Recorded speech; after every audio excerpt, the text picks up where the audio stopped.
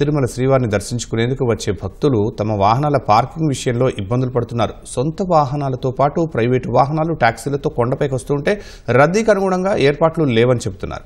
తిరుమలలో వాహనాలు నిలిపేందుకు నిర్దేశిత స్థలాలు తగినంత లేకపోవడంతో సమస్యగా మారుతోందని వాహనదారులు చెబుతున్నారు. గత ప్రభుత్వ హయాంలో తిరుపతి, తిరుమలలో మల్టీలెవెల్ కార్ పార్కింగ్ నిర్మాణం కోసం ప్రణాళికలు చేపట్టిన ఒక్క అడుగు కూడా ముందుకు పడలేదు. తిరుమల విజన్ 2047లో భాగంగా పార్కింగ్ పనులు చేపట్టి సమస్యను పరిష్కరించాలని భక్తులు విజ్ఞప్తి చేస్తున్నారు.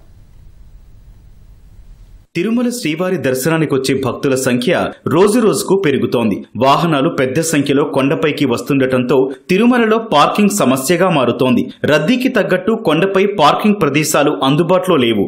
మల్లంగుంట, వరాహస్వామి, రాంబగీచా వసతి గృహాల సమీపంలో వాహన పార్కింగ్ కోసం టీటీడీ 4 ప్రదేశాలు కేటాయించింది. ఆయా ప్రాంతాల్లో 4000 వాహనాలు మాత్రమే ఉంచేందుకు అవకాశం ఉంది.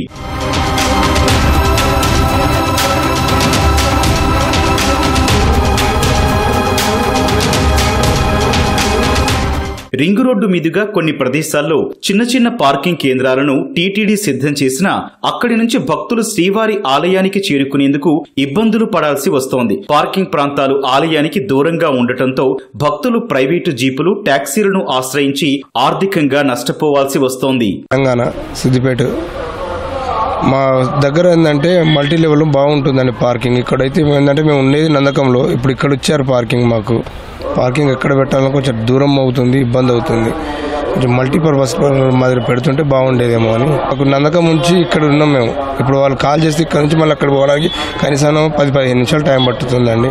అందరికి తెలియదు కదా ఎక్కడ పార్కింగ్ ఏడు ఉంటుంది ఎంత అనేది, చాలా దూరం ఉంటుంది అక్కడ నుంచి. ఇక్కడ మల్టీపర్పస్ లెవెల్ పెడితే కొంచెం బాగుండేది.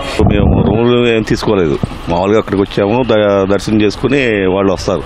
వాళ్ళ కోసం ఇప్పుడు మీరు కూర్చోవాల్సి వస్తుంది. అదే మాకు ఏదైనా టోకెన్ గీకని ఇచ్చారనుకోండి, పార్కింగ్లో ఉన్నాము అని చెప్పి వాళ్ళకి ఐడియా వస్తుంది. వాళ్ళకి ఇస్తే మాకు ప్రశాంతంగా మేము పడుకోగలుగుతాం. పార్కింగ్ బోర్డులోనే ఏమి అప్పడలేదండి.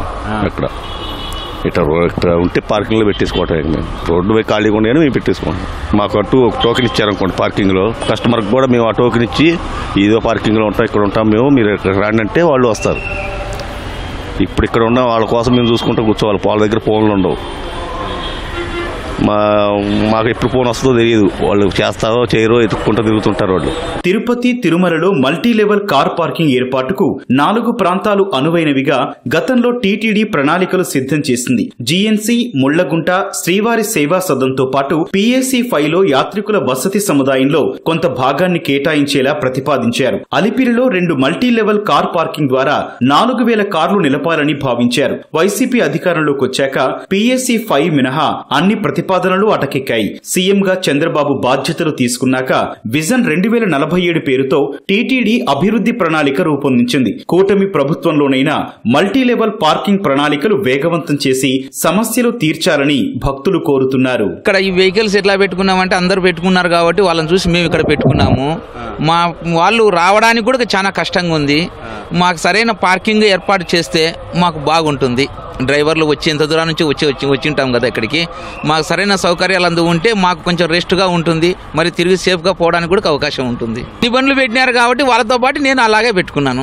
రావడానికి చాలా ఇబ్బంది. వాళ్ళు ఎవరో ఒకరు ఫోన్ తీసుకోవాలా, ఆ ఫోన్ తీసుకొని నాకు ఫోన్ చేయాలా, ఫోన్ చేసిన తర్వాత నేను అక్కడ పోయి వాళ్ళు పికప్ చేసుకోవాలి. ఒక పార్కింగ్ అంటూ ఉంటే పోయిన భక్తులు ఎవరైనా కానీ ఆ పార్కింగ్కి వచ్చి వాళ్ళ వెహికల్ వెతుక్కొని ఆ వెహికల్లో ప్రయాణం చేసేదానికి బాగుంటుంది. పార్టీ దిగారు, వాళ్ళ పార్టీకి వాళ్ళు వెళ్ళారు, మా పార్టీకి మేము. ఇక్కడ చూస్తే 1 వే రూల్స్, అంత వెహికల్స్ పోయేదానికి మేము పలానా దగ్గర ఉన్నామని చెప్పేదానికి లేకుండా ఉంది.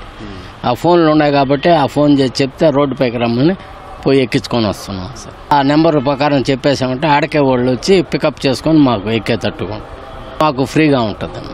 ఇట్లా ఎంత పార్కింగ్ ఉన్నా సరిపోవట్లేదు వెహికల్స్కి. ఇట్లా రోడ్ల పైన పెట్టేసి ఇబ్బంది పడతా ఉన్నారు. ఒకవేళ పార్కింగ్స్ ఉన్నా ఎట్లా అంటే అలా పెట్టేస్తున్నారు అనమాట.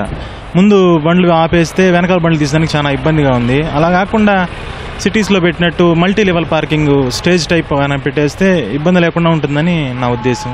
కరోనాకు ముందు తిరుమలకు 3 నుంచి 4 వేల వాహనాలు మాత్రమే రాగా ప్రస్తుతం సొంత వాహనాల్లో వచ్చే భక్తుల సంఖ్య గణనీయంగా పెరిగింది. రోజు తిరుమలకు 12,000 వరకు వాహనాలు వస్తున్నట్లు గణాంకాలు చెబుతున్నాయి. ఇందులో 9,000కు పైగా జీపులు, కార్లతో పాటు అదనంగా ఆర్టీసీ బస్సులు, ద్విచక్ర వాహనాలు ఉంటున్నాయి. ఈ నేపథ్యంలో భవిష్యత్ అవసరాలను దృష్టిలో ఉంచుకుని మల్టీ లెవెల్ కార్ పార్కింగ్ నిర్మాణాలు చేపట్టాల్సిన అవసరం ఉందని స్థానికులు కూడా అభిప్రాయపడుతున్నారు.